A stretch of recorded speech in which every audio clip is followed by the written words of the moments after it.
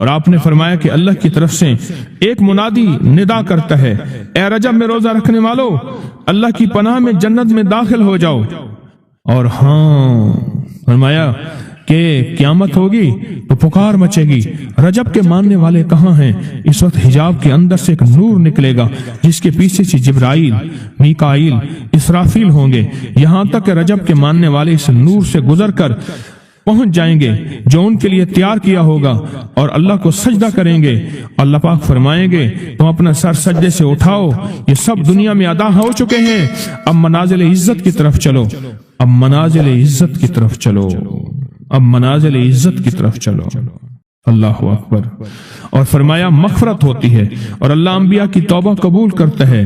اس رجب کے ایک روزے اور ایک تھوڑی سی عبادت سے اللہ اولیاء کو دشمنوں سے چھڑاتا ہے، اور تین چیزیں اللہ کے ذمہ ہیں، معافی، باقی عمر کی عصمت، اور تیسری یہ کہ بڑی پیشی، یعنی روز قیامت پیاس نہیں لگے گی، روز قیامت پیاس نہیں لگے گی۔ یہ چھوٹی چھوٹی راتیں، یہ چھوٹے چھوٹے دن، یہ چھوٹے چھوٹے لمحے آتے ہیں، اور آتے اس لیے ہیں کہ ہمیں کچھ دے جائیں۔ اگر اس کا غصہ ہے بھی ٹھنڈا ہو جائے، اگر اس کی ناراضگی ہے بھی ٹھنڈی ہو جائے۔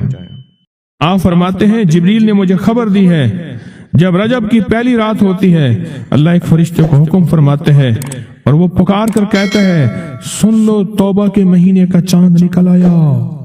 کس مہینے کا؟ اللہ جبریل آواز دیتا ہے سن لو توبہ کے مہینے کا چاند نکل آیا، آ جاؤ اپنے لیے توبہ، امت کے لیے توبہ، اپنی نسلوں کے لیے توبہ، اپنی پچھلی نسلوں کے لیے توبہ، اپنے لیے، اپنے لمحوں، اپنی راتوں کے لیے توبہ، اپنے دن کے لیے ندامت اور توبہ۔ سن لو لوگو، جبریل کیا کہتے ہیں اور پکارتے ہیں کہ توبہ کے مہینے کا چاند نکل آیا۔ بس اس کے لیے بشارت ہے جو اس رجب کے مہینے میں استغفار کرتا ہے، اس کے لیے بشارت ہے جو رجب کے مہینے میں استغفار کرتا ہے۔ غصے کو ٹھنڈا کرنے والی یہ سعادتیں ہیں، اللہ کو ناراض کرنے سے دور کرنے والی یہ نعمتیں ہیں۔ اللہ پاک نے بعض لفظوں میں چابیاں رکھی ہیں، اور بعض لفظ، بعض بول چابیاں ہیں، چابیاں رزق کی، برکت کی، عنایت کی، عطا کی، کرم کی، فضل کی، اور بے بہا سمندر کو دینے کی بعض لفظوں میں رب نے چابیاں رکھی ہیں، اور بعض لفظ خود چابیاں ہیں، رزق کی چابیاں، صحت کی چابیاں، برکت کی چابیاں۔ یہ سورۃ مائدہ کی آیت نمبر 114، یہ عنایات اور عطاؤں کو عرشوں سے متوجہ کرنے کی چابی ہے۔ یہ صرف روٹی رزق کے لیے نہیں ہے، من پسند کھانے کے لیے نہیں ہے، یہ تو اس کا ایک چھوٹا سا فائدہ ہے، یہ تو اس کا ایک مختصر فائدہ ہے۔ یہ بنیادی طور پہ اس کی رحمت، عنایت اور عطا کو متوجہ کرنے کے لیے ایک حیرت انگیز تحفہ ہے، حیرت انگیز تحفہ، اس کی عنایت، عطا اور برکت کو متوجہ کرنے کے لیے ایک حیرت انگیز تحفہ ہے۔ یہ رزق اور دولت کی چابی ہے، یہ برکت کی چابی ہے۔ بات بتاؤ، اللہم ربنا انزل علینا مائدۃ من السماء، دسترخوان بھیج آسمان سے۔ کیا خیال ہے؟ غریب کا، مالدار کا، وزیر کا، امیر کا، بادشاہ کا، سب کا دسترخوان ایک تو نہیں ہوتا، ہر بندہ اپنی حیثیت کے مطابق دسترخوان لگاتا ہے۔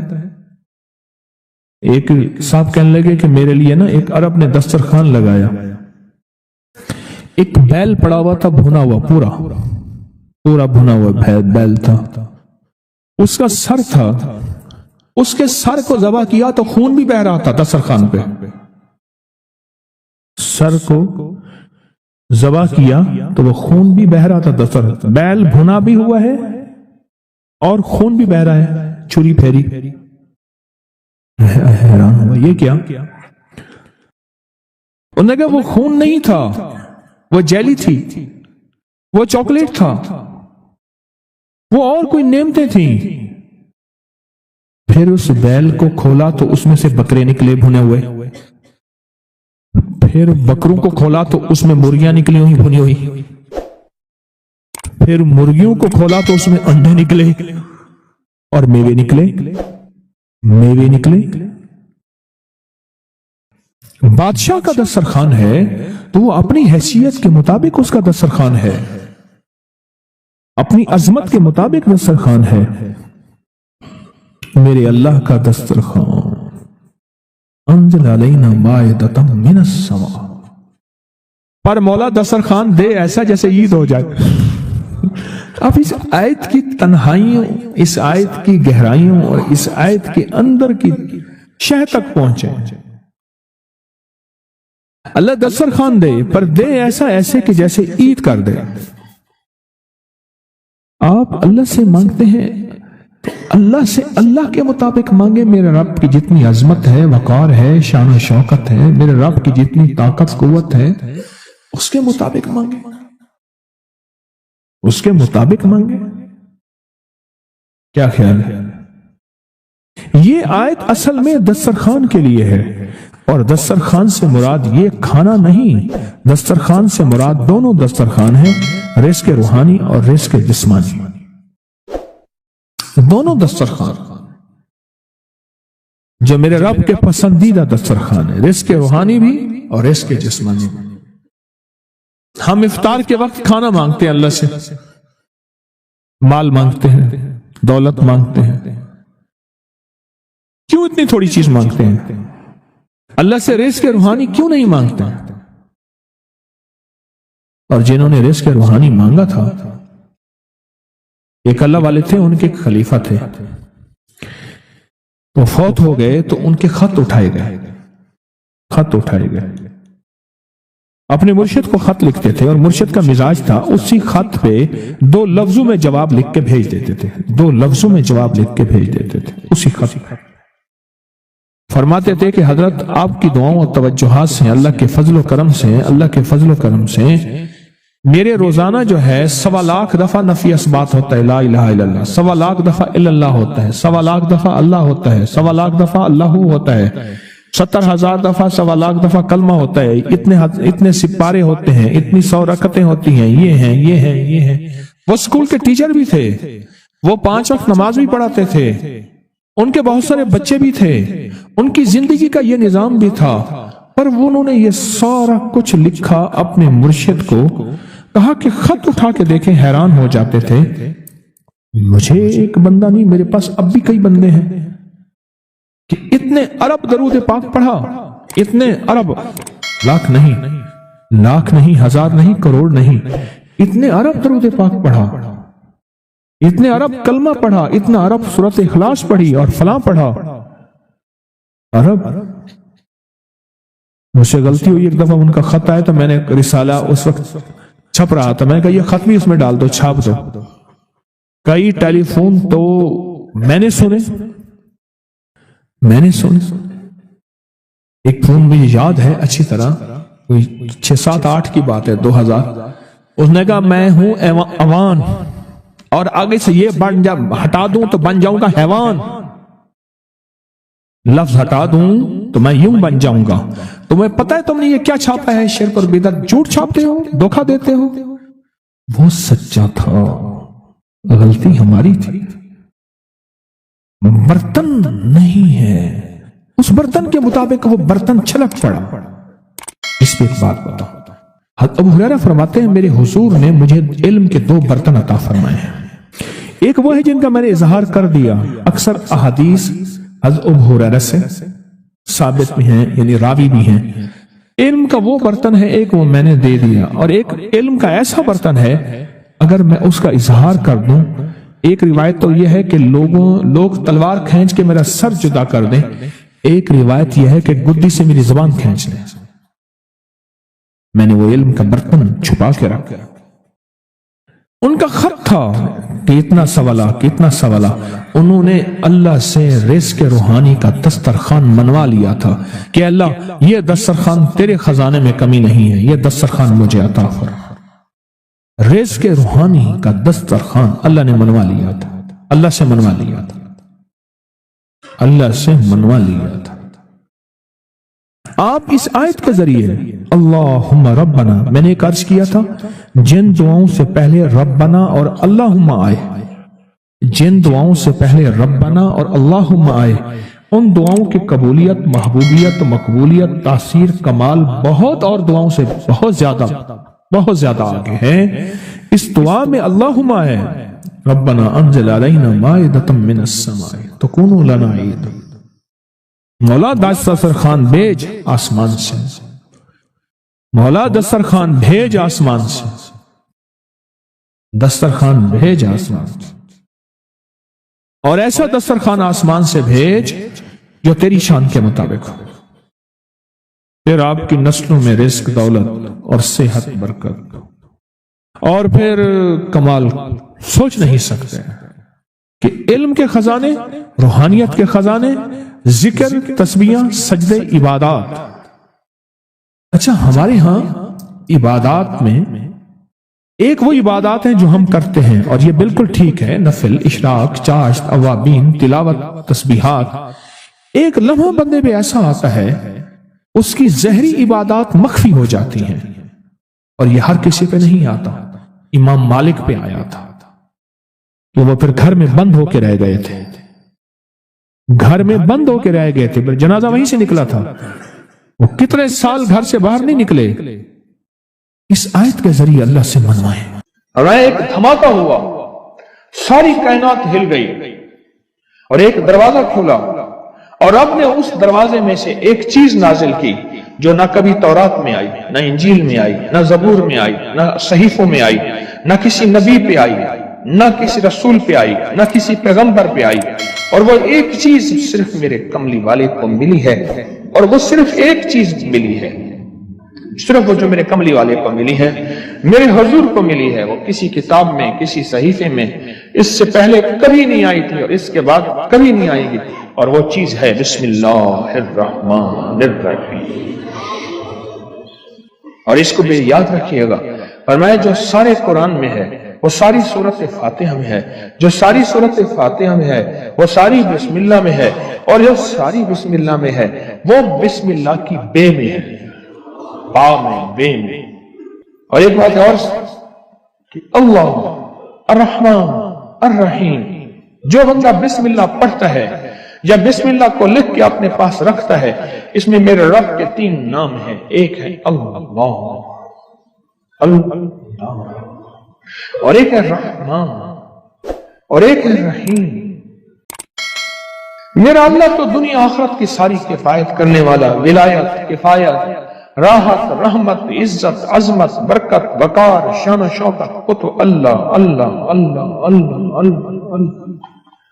اب اللہ نے 2 جہان بنائے ہیں، ایک عالم شہود ہے، یہ جہان ہے، ایک عالم برزخ ہے، موت کے بعد کا جہان ہے۔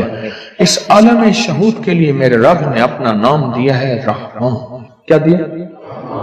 کیا دیا؟ رحمان۔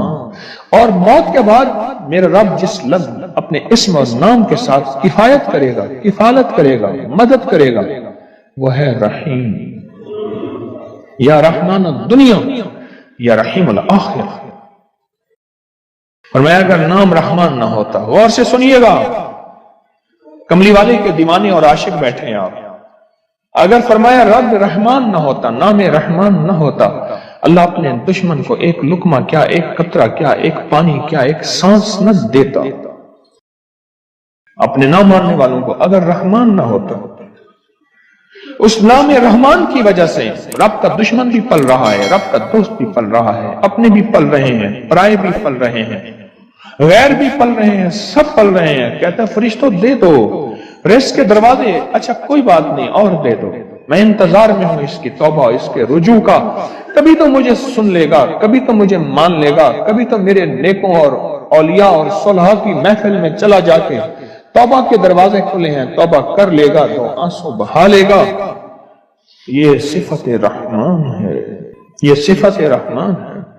हजरत सुल्तान बाहू रहमतुल्लाह अलैह दिल्ली से मुर्शिद ने भेजा, तरबियत कर करके, कभी सख्तियां, कभी नरमियां, कभी समझाना, कभी प्यार, कभी मोहब्बत, ये मुर्शिद की तरबियत का हिस्सा होता है। और वो हर मुर्शिद चेक करता है, देखता है क्या तरबियत के हर मरहले में साबित कदम है। बस फरमाया ठीक है, अब जाओ और रास्ते में ना किसी से बहस, मुनाजरा, मुजादला, मुबाहिसा, डिस्कस, उलझना न करना। भिटंडा के करीब आए, भिटंडा शहर है इंडिया का, भिटंडा, वहां के करीब आए तो एक जोगी बैठा था और उस जोगी की निगाह तवज्जो उसने मुजाहिदे कर करके ऐसी पाई, ऐसे देखा ना, समझ गया किसी अल्लाह के वली का बंदा है और अल्लाह के वली ने इसको रंग दिया है और इसने अल्लाह के वली की महफिल में नागवारियां, सख्तियां, नरमियां सबको बर्दाश्त करके कुंदन बन के जा रहा। ये तो हजारों को तड़पा देगा, लाखों को तड़पा देगा, लिहाजा इससे ये निस्बत छीन। क्यों? जब दौलत आती है बंदा फिर उस वक्त उसका चैन लुटता है। जब तक दौलत नहीं होती फुटपाथ पे भी सो जाए तो लोगों को पता है फुटपाथ पे सोया हुआ है, कुछ है नहीं तो सोया हुआ है। अगर कुछ होता ये कहां सोते? उसने तवज्जो डाली, इन्होंने अपने दिल में कैफियत महसूस की और महसूस किया कि मेरे दिल के अंदर का जो नूर है ना, उसमें तलातम और हलचल मची है, नूर और हलचल मची है। इसमें इन्होंने क्या किया? इसमें जात का तस्वर किया और अपने इर्द गिर्द सिफत रहमान का हिसार किया। गौर से समझो, बचाव का आज मैं आपको एक अमल भी दे रहा हूं, बड़ा ताकतवर अमल है। और ये हजरत सुल्तान बाहू रहमतुल्लाह अलैह। और सुल्तान बाहू क्यों? सिलसिला हमारा जो कादरी है आज भी उसका जिक्र होगा, अल्लाह हू का। ये अल्लाह हू की इतनी ज़रबे लगाते थे, इतनी ज़रबे लगाते थे, मुर्शिद ने फरमाया कि तू तो अल्लाह के नाम हू का बादशाह बन गया है। सुल्तान बाहू, सुल्तान कहते हैं बादशाह को, किंग को। मुर्शिद ने फरमाया, जैसे मैंने एक दफा मैं लोगों को वज़ाहिर बताता था, लोगों को फायदा होता था। एक दफा मेरे मुर्शिद ने ऐसे देख के विजदान ने फरमाया, ओए तू तो शेखुल वज़ाहिर बन गया। सुल्तान बाहू, सिलसिला कादरी में, हमारा सिलसिला कादरी है, हू के ऊपर ज़रबे लगाएं। आज भी हम हू के ज़रबे लगाएंगे। तो मुर्शिद ने फरमाया कि तू तो सुल्तान बादशाह है हू का। इन्होंने क्या किया? इसमें जात का तस्वर किया और सिफत रहमान को दाएं बाएं लपेट लिया। सिफत रहमान, अल्लाह के नाम रहमान का जो नूर है उसका दाएं बाएं उसको अपने हिसार में ले लिया। हिसार में लेके ना इन्होंने क्या किया? उसको ऐसे देखा और कहा हू। बस ये उस वक्त होता है जब किसी फकीर की महफिल में बैठ के वज्द और विजदान के साथ इसका इस्तेहजार किया जाए, इसको बार बार पढ़ा जाए और फिर जब इसकी कबूलियत, मकबूलियत, महबूबियत मिलती है, फिर लफ्ज एक ही होता है, एक ही हू होता है।